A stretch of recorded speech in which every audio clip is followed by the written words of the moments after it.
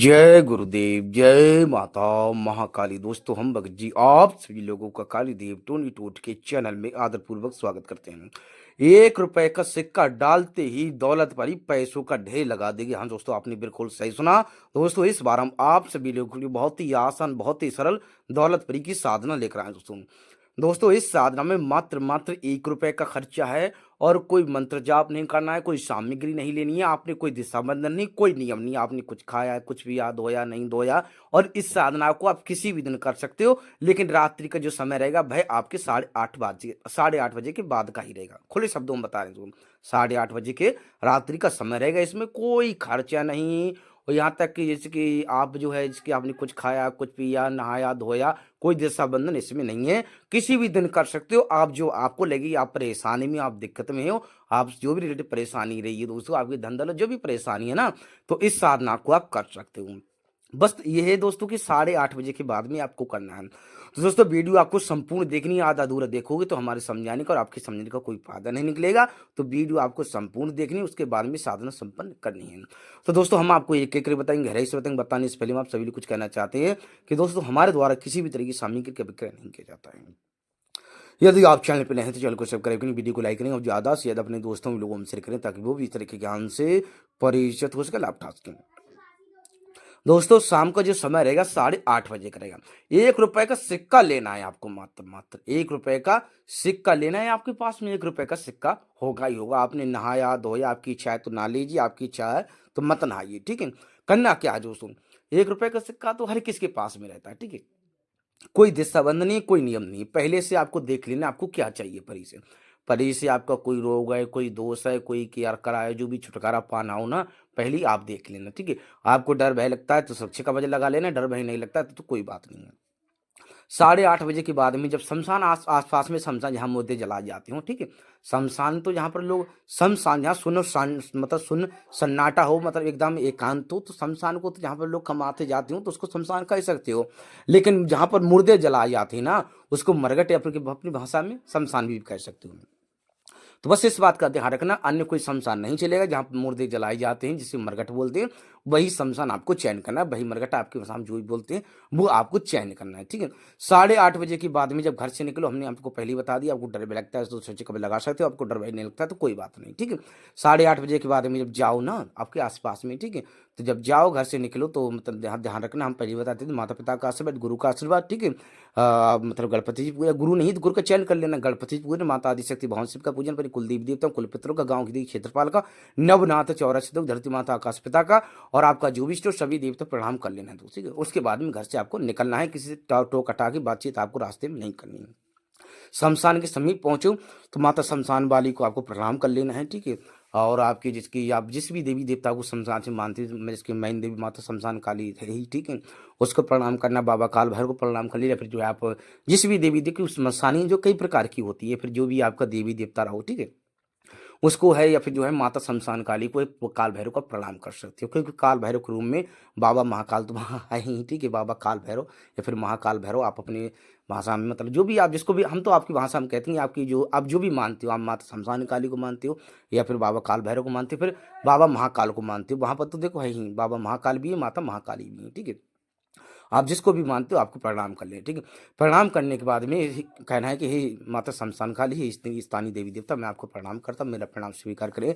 और मैं जो कार्य संपन्न करने आया हूँ, जो क्रिया कर संपन्न करने आया हूँ, जो साधना संपन्न करने आया हूँ, इसमें मुझे सफलता का आशीर्वाद दे, ठीक है। शमशान के मतलब सीमा पर ही रहना है, अंदर नहीं कर घुसना, इस बात का ध्यान रखना। अंदर सीमा रहती है ना शमशान की, तो वहां पर ही आपको खड़े हो जाना है। कोई दिशा बंधन नहीं, कुछ तो है नहीं, ठीक है। बस खड़े होने के बाद पहले प्रणाम कर लेना है। प्रणाम करने के बाद में जो 1 रुपए का सिक्का लेकर गए थे, ठीक है, 1 रुपए का सिक्का लेकर गए थे, तो बीच हथेली में मुट्ठी में बंद करके आपको जो है, मतलब बीच हथेली जो रहती है ना, बीच हथेली रहता है, बीच हथेली में सिक्का बंद करके, मुट्ठी बंद करके उसको जो फेंक देना है। बस आपको जितनी भी आपकी तेज क्षमता है ना, शमशान तो काफी बड़े बड़े होते हैं, ठीक है, जितनी भी आपको पूरी शक्ति से, ऐसे नहीं अंबर की तरफ नहीं फेंकना, मतलब सीधे जिसकी अपने लेवल के हिसाब से, अपने हाथ के हिसाब से सीधी तरफ से आपको फेंक देना है। बस जैसे ही फेंकोगे आप, जैसे ही फेंकोगे, ठीक है, आप ध्यान रखना, आपको भागना नहीं, कोई ढंग नहीं खाना है। जैसे ही फेंकोगे, गिरते ही गिरते, जैसे ही सिक्का गिरेगा, जैसे ही सिक्का शमशान भूमि में गिरेगा, सही है दोस्तों, ये शमशानी दौलत परी हम पहले बता दे रहे हैं। इस साधना से, इस प्रयोग से शमशानी दौलत परी हाजिर होगी, ठीक है। जैसी मतलब कि सिक्का जो है एक, वो आप देख लेना आपकी भाषा में क्या बोलते हैं, ठीक है।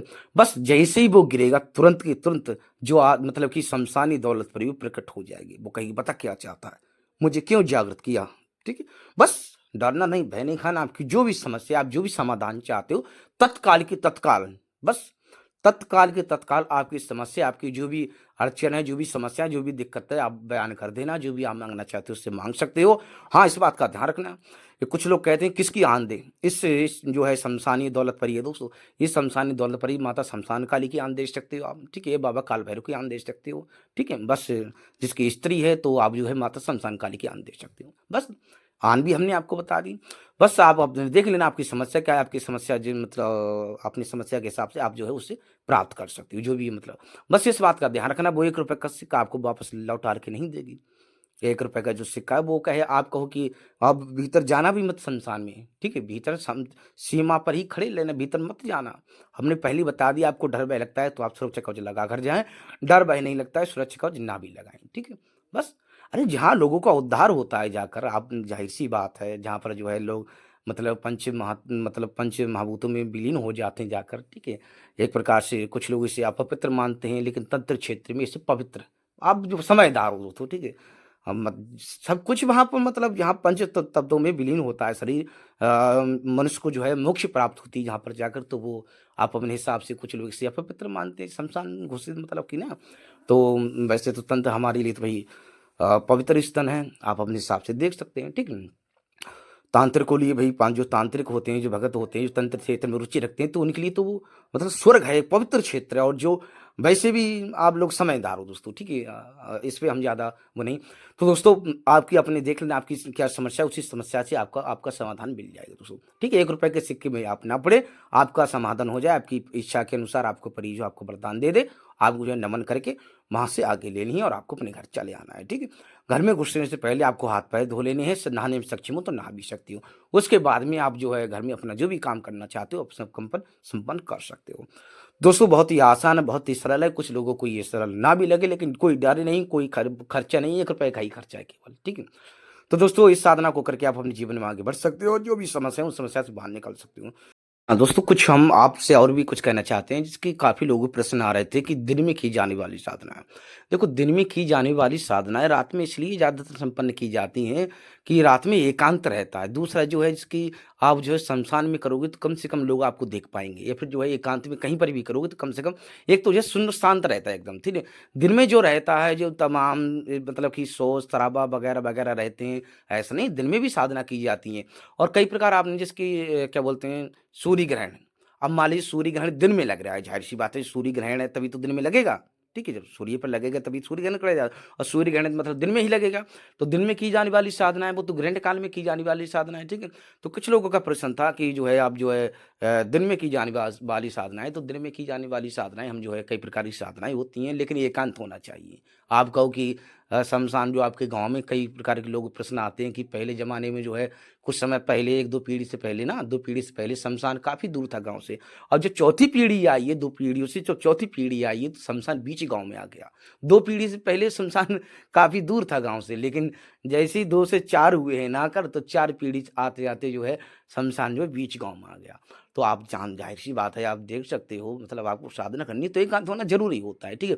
तो ऐसा नहीं है दिन में की जाने वाली साधनाएँ होती हैं, तो हम जो है आने वाले समय में दिन में की जाने वाली साधनाएँ जिसकी चाहे वो परी की हो, चाहे वो यक्षिणी की हो, भैरवी की हो, अलग-अलग प्रकार की साधनाएँ हम आपको बताते रहेंगे।